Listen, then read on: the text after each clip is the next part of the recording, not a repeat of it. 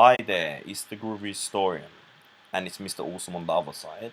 Basically, we have a conversation about immortality and longevity, and it's going to be very interesting. Immortals and non-immortals, I guess. Hand it over to Awesome now. Alright, hey guys, this is a video basically about, basically things in the Marvel and DC comics that, one, are immortal, like truly immortal, and things that are immortal but can be killed, like the balance of power, the true balance of power. Groovy, up to you. Basically, I want to start off with Hercules. He's one of my favourite, characters in the Marvel and DC universe. Even though there's been so many different types of character based in histories of him, films and cartoons, but I want to go to the original story. How he became a demigod and he got conspired against Hera and Hades as well. But it's really interesting though because it's really true facts of his strength. Then became a demigod. Then he started fighting. Then he knew he couldn't get attacked and lose all his strength and illness and things like that. But because he didn't, basically, it was really interesting. I read the other day, he can live for thousands of years but stay at a prime age. But he can be killed in a sense. I think I'm not too sure. But that's interesting in that sense. Then in the Civil War, he died because he wanted to give up his humanity and immortality as a demigod. Then he got resurrected in an interesting way of heaven and became more heightened, more strength, and he defeated in a glorious battle against the Chaos King. It's quite interesting actually. Hand it over to you now, Mr. Awesome. Okay, well guys, basically that was a good point about Hercules, one of my favorite Marvel superheroes of all time, especially demigods, and also, legends in origins of all time. But also, I think I would want to bring up one of the greatest comic book immortal, villains of all time. Thanos, who, had the story of starting out as kind of like a Titan, who basically on this planet Titan, who started out as kind of like one that was basically an outcast until he Yeah. met Death, basically.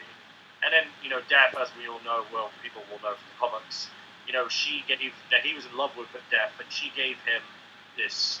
She basically said, "If you kill all these people for me, and give me the souls, I will make you truly immortal." So he did that. He killed loads of people, so he kept getting more and more immortal, more stronger, and he even killed his own family and his own planet.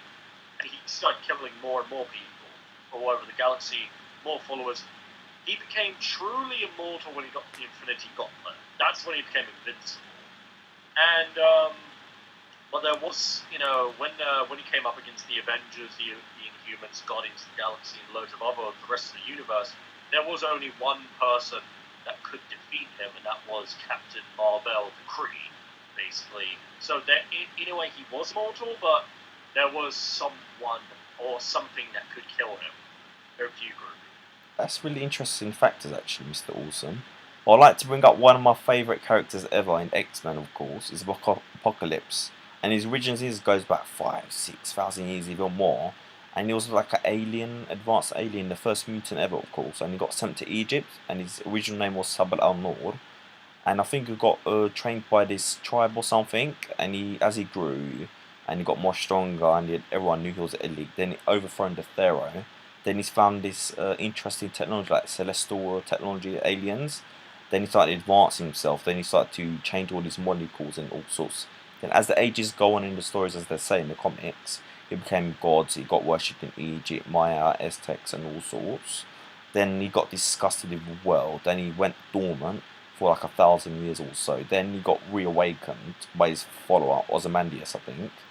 And he wanted to be back and waking up in an age where there was mutants, and he wanted to like change the whole world and universe so it'd be like survival of the fittest and like advanced genes. But what's so interesting in character, all the X-Men's and everyone else can't seem to control him because he could even manipulate the Hulk's mind and all sorts, because there was in the Hulk, was it Four Horsemen, I think? And even in the end of the X-Men series, they couldn't even seem to stop him. They just like send him off the universe, and he just got stuck within time and space and lost. Even his powers are not really hard to try and find in its own origin. It's like basically unlimitless, and he doesn't know himself, and people don't know. So in that sense, he is a true immortal, one of the most powerful villains ever. But we don't know. It might be just be the time of balance. It might be legacy. Who knows? I hope it's more uncovered in stories in the movies, I guess, in the future. Hand over to you, Mr. Awesome. Well, yeah, great point, Groovy. On Apocalypse 2 is one of the most greatest and immortal villains of all time. It's true, the X-Men couldn't stop him. He actually, just like you said, he can control the Horsemen. The Four Horsemen, who, as we all know, are one of the most powerful beings ever. And Apocalypse, he is an ancient mutant, and he did come from the galaxy, and that's why he is, in fact, in a way like an alien, and that's why most of the X-Men mutants can't defeat him.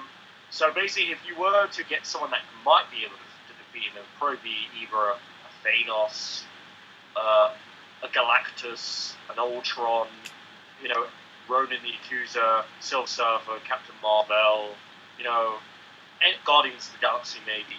People like that, because as we all know, people from Galaxy in the Marvel universe and also in the DC universe are pretty strong motherfuckers.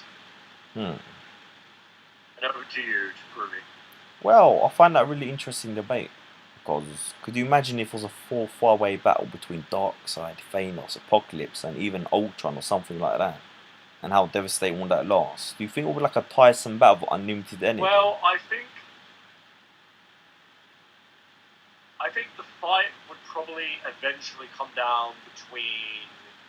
I don't think really anyone would get killed. Hmm. To be honest, I think maybe it would basically be where they all do defeat each other, but it's like they don't kill each other. They basically it's like Darkseid, especially Darkseid and Thanos. Yeah. It's true. Those four beings are the strongest villains ever. Also adding Brainiac to that and everything. Hmm. But with it's like probably with Apocalypse, as you said, they would probably have to send Apocalypse to like the galaxy or something. And yeah, it's probably Thanos is the same. So who knows? It's up to you, Groovy. Yeah, that's very true. And apparently there's a character more powerful than Thanos, and I don't know what his name is. He got created by someone and he has all this omnipotent, like unlimited power. If you remember, is he either in the Marvel or DC? He's like some android special power? Like a clone of device and power. I forgot Oh, again. he's Mark. Oh, are you talking Yeah. about Ultron with the thingy? Yeah.